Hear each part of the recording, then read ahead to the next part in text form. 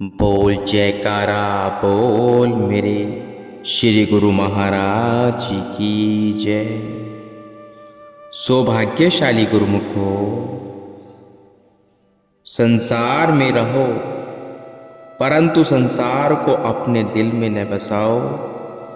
दिल में केवल मालिक की सच्ची प्रीत हो, प्रभु का प्यार हो। परमात्मा स्वरूप है, उससे प्रीत का नाता जोड़ देने से सब दुख और कष्ट दूर हो जाएंगे। मालिक का ध्यान चित्त में बसाने से सुरती काल माया के बंधनों से आजाद हो जाएगी और परमात्मा से एकाकार होकर सुख रूप हो जाएगी। श्री वचनों को श्रवण कर भक्त जी ने श्री चरणों में दंडवत प्रणाम कर क्षमा मांगी। आपने मुस्कुराते हुए उसे आशीर्वाद प्रदान किया। श्री वचनों का उनके मन मस्तक पर ऐसा अद्भुत प्रभाव पड़ा कि कुछ कालांतर पश्चात सर्वस्व समर्पण कर वह साधु बन गए। इस प्रकार 2-3 दिन तक सत्संग का प्रभाव चलता रहा। गुरुमुख जन हजारों की संख्या में आकर श्री दर्शन, श्री आरती पूजा और पावन प्रवचनों का लाभ उठाने लगे। महापुरुषों के चरणों में नित्य नई बहार होती है, खुशियों की भरमार होती है और जो थाम लेता है उनका दामन, उनकी नैया भव से पार होती है। श्री प्रभु ने कुछ भक्तानियों को एक ही रंग के वस्त्र पहने हुए देखकर पूजा की, ये सब कौन है? और उन्होंने पूछा कि ये सब कौन है और उन्होंने एक जैसे वस्त्र क्यों पहन रखे हैं? भाई ध्यान शांतानंद जी ने विनय की, यह सेवा समिति है। इन सब भक्तानियों को जो भी सेवा सौंपी जाती है उसे यह पूरी जिम्मेवारी से करती है। आपने प्रसन्न होकर उन्हें कर कमलों से प्रसाद दिया और उनकी सेवा भावना से प्रसन्न हो फरमाया। सेवा करत होए निहकामी, तिस कह होते परापति स्वामी। जो सेवक निष्काम भाव से सेवा करता है, अर्थात सेवा करते हुए उसके फल की कामना नहीं करता, उसे प्रभु परमात्मा सहज में ही प्राप्त हो जाते हैं। गुरुमुख जन निष्काम भाव से ही सेवा करते हैं। आप जितनी सेवा करोगे उतनी ही मन को शांति मिलेगी। गुरु की सेवा करहु दिन राति, सुख सहज मनि आवे संताति। गुरुवाणी में भी कहा है, ज्ञान ध्यान और योग जप गुरु सेवा सम नाहि, भक्ति मुक्ति और परम पद सब गुरु सेवा माही। पूर्ण महापुरुषों की दिन रात सेवा कमाओ, जिससे आत्मा को आनंद और सुख चैन प्राप्त हो सके। आत्मा को निर्बंधन करके प्रभु से मिलना ही जीव के जीवन का लक्ष्य है। अतः महापुरुषों की आज्ञा मौज से उनकी सेवा करते हुए अपनी मंजिल तक पहुंचने में ही जीवात्मा का कल्याण है। महापुरुषों की अनमोल वाणियां तथा सद्ग्रंथों में सेवा का महत्व विस्तृत विवरण मिलता है। सेवा वह संजीवनी है, वह सुधा रस है, वह फल है जिसका सेवन करने से सब आथी व्याधियां दूर हो जाती हैं। सेवा भक्त को भगवान से मिलाने के लिए सेतु का कार्य करती है। सेवक के लिए स्वामी की प्रसन्नता को पाने का सेवा ही सर्वोत्तम साधन है। सेवा करने से चित्त में विनम्रता आती है और मन शांत होकर भजन अभ्यास में दृढ़ होता है। इसलिए श्री परमहंस दयाल जी ने श्री आनंदपुर की अनूठी रचना करके सेवकों के लिए सेवा का अखोट भंडार खोल दिया है, जो आज हम इस धरातल पर आज पूर्णिमा मना रहे हैं, ताकि जो जीव उनकी चरण शरण में आए हैं वे इस दात को पाकर माला माल हो जाए और अपने जीवन को खुशहाल बना सके। किसी संत ने कहा है, गहे शरण जो संतों की ताके ऊंचे भाग, नित्य नित्य बढ़ता ही रहे गुरु चरण ने अनुराग। जिस जीव को महापुरुषों की चरण शरण प्राप्त हो जाती है, वास्तव में वही सौभाग्यशाली है, जिसका सद्गुरु के चरणों में अनन्य अनुराग होता है, उसी का जीवन धन्य है। श्री प्रयाग सरोवर के शुभ मुहूर्त से पूर्व श्री सद्गुरुदेव महाराज जी ने बाई जी को बुलाकर फरमाया कि आपके सिकंदराबाद में कोई ऐसा भक्त जो स्वयं भजन बनाकर बोलते हैं। आपने फरमाया कि हम उसी को ही तो ढूंढ रहे थे। प्रबल श्री मौज देखकर बाई जी ने उन्हें भक्त गजेंद्र के साथ श्री आनंदपुर भेजा। वहां उन्होंने श्री हजूरी में यह भजन गाया, तुम्हें राम हो तुम्हें कृष्ण हो। भक्ति भाव से पूर्ण उनके हृदय से निकला हुआ प्रत्येक शब्द सुरताल से मिलकर कानों में मानो अमृत रस घोल रहा था। हर गुरुमुख मंत्र मुग्ध सा हुआ इस भजन को श्रवण कर रहा था। आप भी उनके गायन से अति प्रसन्न हुए। तत्काल महात्मा जी योगा प्रेमानंद जी को बुलाकर फरमाया, ये उसकी धुन बनाकर गाएंगे। महात्मा जी ने श्री आनंदपुर की महिमा के कुछ भजन बना कर दिए, जो उन्होंने अपनी आवाज में रिकॉर्ड करके श्री चरणों में भेंट किए। ये भजन अभी भी पर्व से पूर्व श्री स्नान के तट पर गाए जाते थे।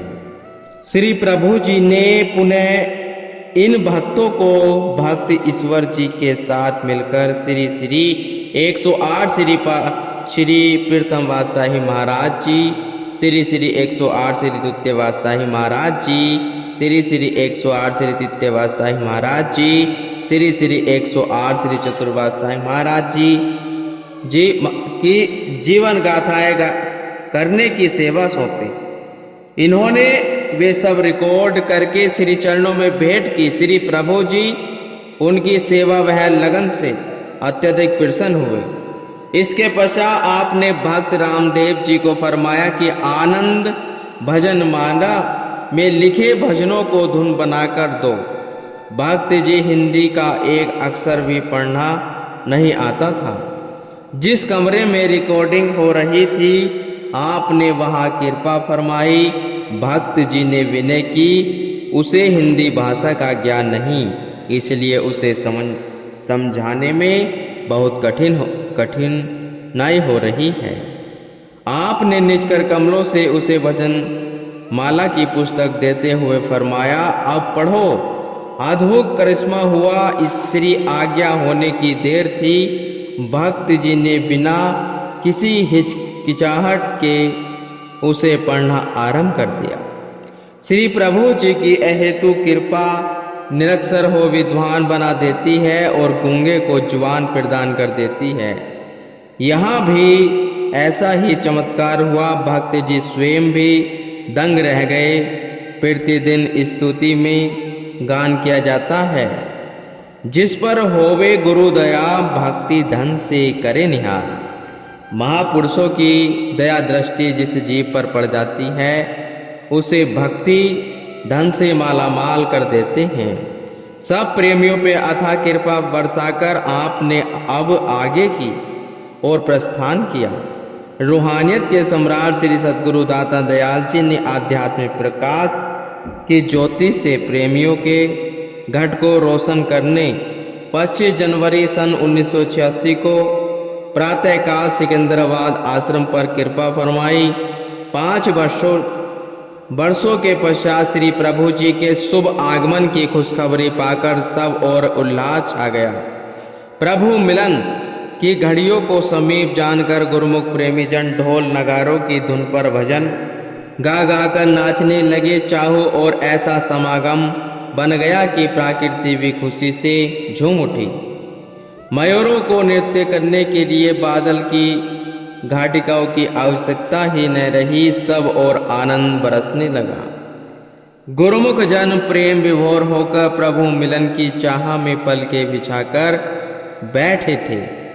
तभी सामने से मधुर होरन बजाती हुई श्रीकार में श्री सद्गुरु दादा दयाल जी ने दोनों कर कमलों से सबको आशीर्वाद प्रदान करते हुए अमृत वेला में आश्रम में प्रवेश किया। महात्मा विचार परमानंद जी ने श्री प्रभु जी को हार बह गुलदस्ते भेंट कर स्वागत किया।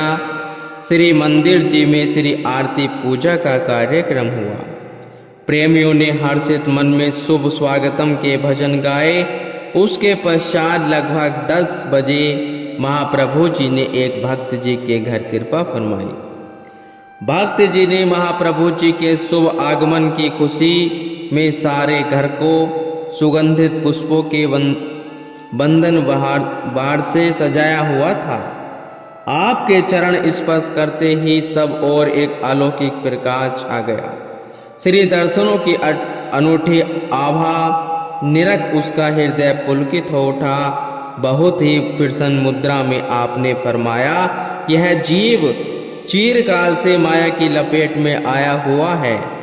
मन और माया इससे ऐसे का कर्म करवाते हैं जिनसे यह बार बार जन्म मरण के चक्कर में आता जाता है। जन्मों से यह इसी तरह दुख और चिंता का शिकार बना हुआ है। गुरुमुख इस बात को अच्छी तरह से सोच सकते हैं। इतने काल के उपरांत तो मनुष्य काया मिली है, फिर भी यह माया की लपेट में जा पड़े हैं, तो क्या यह समझदारी की बात है? बुद्धिमान वह है जो आगे की सोच विचार करे, मन को माया की दास्ता से मुक्त करे। भगवान श्री कृष्ण उपदेश देते हैं, फेल की जंजीरें दुनिया फरियाद की सेवा, इसलिए तू काम कर लेकिन इसमें दिल न लगा। वाकाए राज खल्क पैदा करके गालिक ने कहा, फर्ज को अंजाम दो, इसमें तुम्हारा है भला।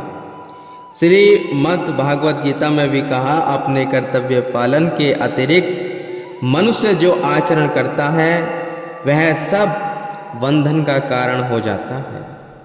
अतः हे अर्जुन, तू निष्काम भाव से अपने कर्तव्य का पालन कर। मालिक ने जीव को भजन भक्ति की शक्ति देकर जन्म दिया और कहा कि तुम अपने कर्तव्य का दृढ़ता से पालन करो, इसी में ही तुम्हारा कल्याण है। काम दे अंजाम लेकिन उसमें आगसक्ता न हो, रहते दिल में मुक्सर में तमन्ना शख्स को कहा। श्री मध्व भागवत में कहा है, तू सदैव कर्म के पालन में तत्पर रहे, उसमें आसक्त न होना। कर्म करता हुआ जो कर्म की इच्छा नहीं रखता उसे परम शांति उपलब्ध हो जाती है। संसार के कार्य केवल कर्तव्य समझ कर करो, उनमें मन फंसाओ, अपनी सुरती को स्वाधीन रखो। जो कर्तव्य बुद्धि से काम करता है उसका मन मोह माया में नहीं उलझता। वह कर्म बंधनों की जंजीरों से मुक्त होकर अपना लोक परलोक सवार लेता है। श्री वचनों की अमृत दात पाकर वह प्रेमी परिवार धन्य हो गया। प्रसाद वितरित हुआ। श्री गुरु महाराज जी ने सबको अपने पावन आशीर्वादों से निहाल करते हुए वहां से प्रस्थान किया। साय समय पद्मशाली फंक्शन हॉल में श्री दर्शन खुले और सत्संग का भव्य कार्यक्रम हुआ। आए हुए समस्त संगत ने जयकारों की ध्वनि से हॉल को गुंजेमान गुंजयमान कर दिया। भक्तों ने भक्ति भाव से परिपूर्ण भजन और शिक्षा प्रदय नाटिकाएं श्री चरणों में प्रस्तुत की। महाप्रभु जी भी उनके असीम प्रेम को देखकर मंद मंद मुस्कुरा उठे। ऐसा मनमोहक नजारा पाकर प्रेमी जन खुशी से झूम उठे। जुगल और शाहपुर में पक्की सड़कें नहीं बनी थी और सारे मार्ग में धूल मिट्टी के ही गुब्बारे थे।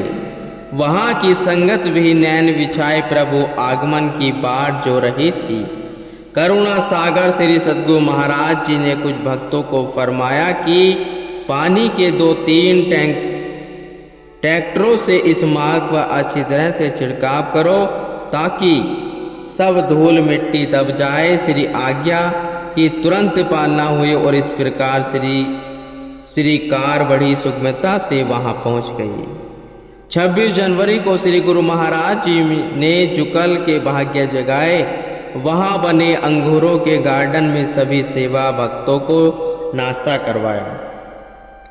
भक्त जन बड़ी धूमधाम से सड़क पर श्री कार के आगे बैंड बाजे के साथ नाचते गाते जा रहे थे। काफी मात्रा में संगत भी साथ जा रही थी।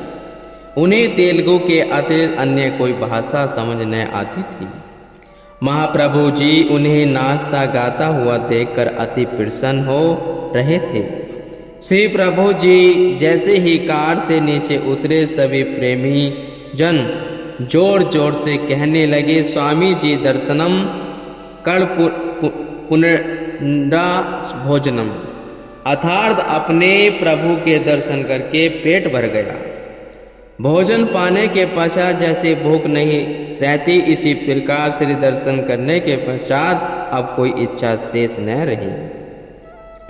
प्रेमी गुरुमुखों के हार्दिक भावों को सुनकर महाप्रभु जी मंद मंद मुस्कुराने लगे और समस्त संगत पर अपने शुभ आशीर्वाद की बौछार कर दी। आपने वहां चन्नावदर्शी के घर कृपा फरमाई। भक्ति जी के अंतर्मनस में केवल द्वारा प्रभु श्री राम जी के चरणों में पखारने का स्वरूप ध्यान में दृढ़ता से समाया हुआ था। वे उसी समय उसी पल की प्रतीक्षा में थे कि कब भगवान मेरे घर आए और मेरी इस लालसा को पूर्ण करे। आज उसके हार्दिक प्रेम तरंगों ने संकेत दिया कि यही समय है कि अपनी मनो अभिलाषा को पूर्ण कर ले। महाप्रभु जी के द्वार से अंदर जाना चाहते थे, परंतु भक्ति जी हाथ में पानी का थाल लिए हुए विनय करने लगे, मेरे प्यारे प्राणनाथ चरण पखारिए और अंदर पधारिए। मंद मंद मुस्कुराते हुए श्री प्रभु जी ने फरमाया, अंदर चलकर तेरी इच्छा को पूर्ण करेंगे। उसने पुनः पुनः यह विनय की कि प्रभु चरण पखारिए और अंदर पधारिए। प्रभु अपने भक्तों को इतना अधिक प्रेम करते हैं कि भक्त नहीं समझ सकता है। बस अपना सम्मान कराया और भक्त को आशीर्वाद दिया कि आप सब खुश रहो भक्तों।